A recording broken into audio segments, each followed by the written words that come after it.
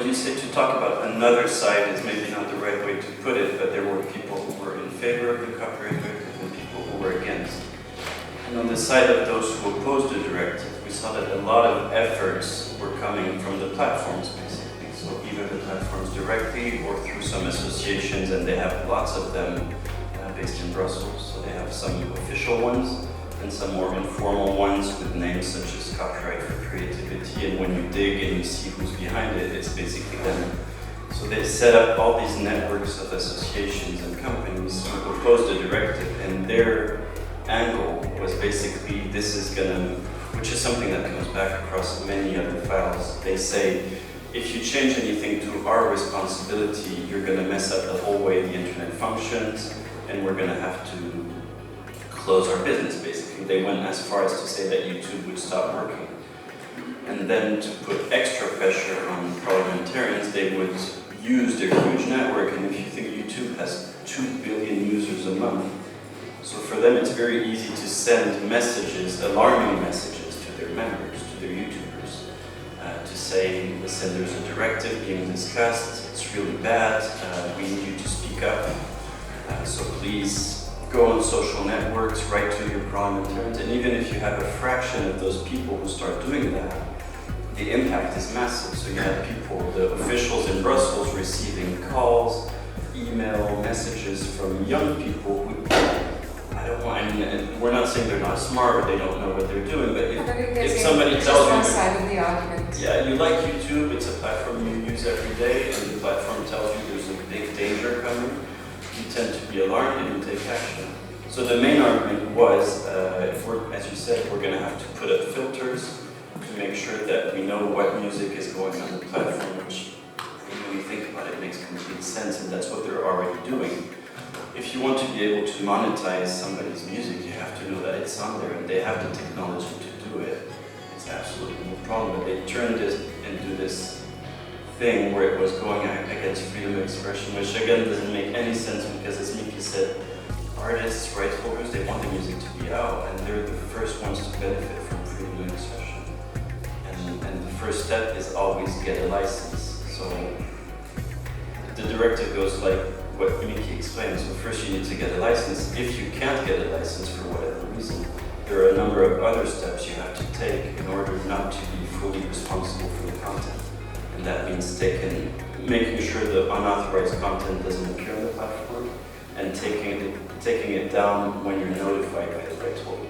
So I want to ask my panelists if they can help us understand exactly where the directive will help artists, will help independent labels once it is adopted in each of the member states. Mathieu, you have an awful lot of experience in this because you followed it from an institutional point of view from day one, I think. Was sort of day one, yes. And so, can you tell us what it will mean for labels and artists? Sure. Well, I think the most important point, but most of you in the room will probably know this, but the reason the Copyright Directive addresses this value gap is because, and we talk a lot about YouTube, but it's just because it's the biggest music service today. So with this loophole that exists in the directive, they were in the general rules, e-commerce rules, they were claiming that they had absolutely no responsibility for the copyright works available on their platform.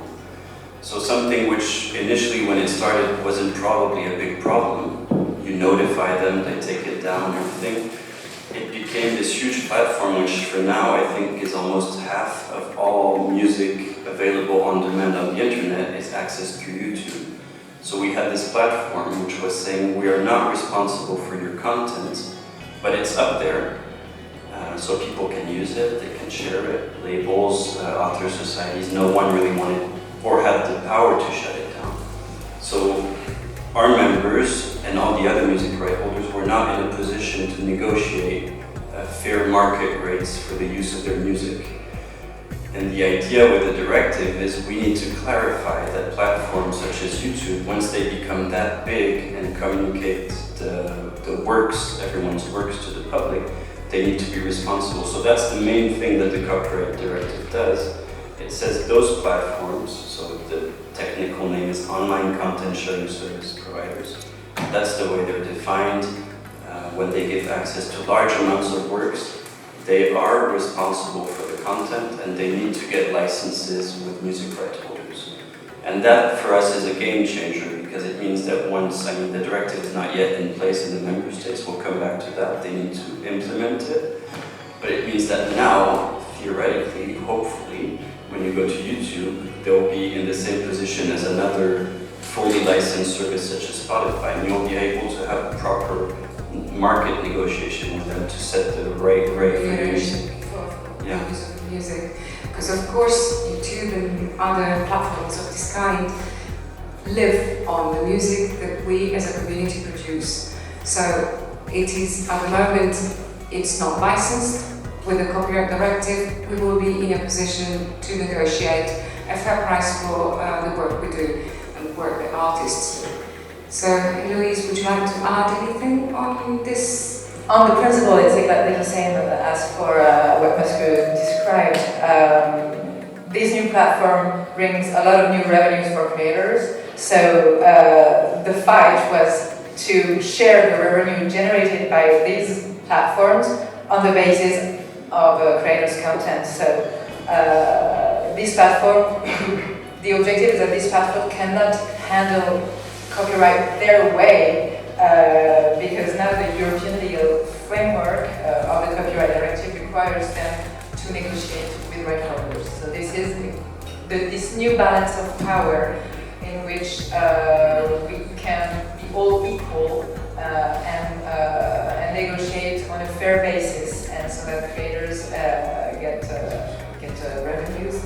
And fair remuneration for what they do. What about Vicky? How do you feel about it as a composer, as an artist? Yes, as a composer and artist, I have about.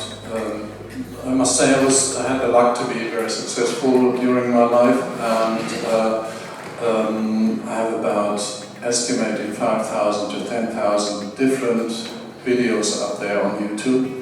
And the most successful ones have about 10 million or 12 million views or clicks. And until the time that GEMA surprisingly negotiated a contract with YouTube, I didn't get anything from it. So there was a big injustice. People were consuming, which is fine. I like YouTube, I must say this. I like YouTube, it's a brilliant idea. But I had to see that people were shifting from consuming music from streaming, like on Spotify, where I would get a share, and from CDs and or vinyl and stuff like that. From YouTube, I wouldn't get a share because YouTube said, as Matthew already mentioned, we have Safe Harbor, we have e-commerce 14, and we don't know what's happening. We only a big hard disk, and we are not doing anything. Still, in 2017, GEMA did a review, how much does a platform, only in Europe, only in 2017 make, and they came out with $25 billion or euros, it doesn't matter. It's such a huge figure that in the end we couldn't see why they are taking our works and turning it in so much money and not giving us a little share. And this is what we have to be more precise. The directive is much more than just this Article 17. This is what Article 17 changes because it says online content service sharing providers. These are the 5 words. They define that really thoroughly to give small platforms the chance not to be under this rule. And it's mainly about Facebook and YouTube. These online service sharing providers, they are doing an act of communication to the public. That is the first paragraph of Article 17. And that is very wise because it puts them in the same position like television, radio, and record companies. And then in the second paragraph it says, because they do an act of communication to the public, the fair thing to do is getting a license. Louise, do you have something an argument that came from, let's not call them the other side, let's call them, detractors of the directive, I don't know how else to call them. But do you have an argument that they put to you and that you can in some way, destroy? But to come back on what Mathieu said, the text of the directive clarifies the fact that these service providers do not have to implement Big Brother style monitoring of contents. So the filtering machine argument that they really put in front of the officials in Brussels, saying that freedom of expression is at stake, will never be real, because the text clarifies the contrary. And then in the discussions that Google has on the directive, they say that their tools, because also the problems is the way their tools is used, and the fact that we cannot access and even exchange with them on the performance of their tools, because we consider that they are not so efficient. And they say that it's a very technical issue, that they built up their tools their way, and in fact, the problem for them is transparency. They don't want us to be able to have a look on the way they build up all their tools and their practices and their rules regarding the use of the content that's on their platform. So, and this is what the directive will deliver: more transparency and more efficient tools for creators. That's right, we call this cultural works, and this got into the interest of platforms, like Google after making money out of search engines, after making money out of maps. Both things they don't own, but they make money of it. Very creative business, very good. And now they discovered culture, and they are making, also culture doesn't belong to them, but then they try to make money out of it. And this is what I was going to say. What helped us a lot is not only that we stood together, but we got some support from the population, because it gets more and more clear that these platforms, they are getting bigger and bigger, are a threat not only to culture, but they're a threat to democracy. If you see the disinformation that they've gone through in the fight around the directive, they've been telling so many lies that we are now worrying what they will tell in democratic elections and how they're going to be used in that, what they do in hate speech and what they do in spreading criminal activities. And to tell you that, filters have been there already before the cultural filtering of music. So that helped us a lot in the whole discussion, that people saw a threat of democratic structures already coming up with platforms, by the way, that are bigger than France, that are bigger than Germany, economically speaking.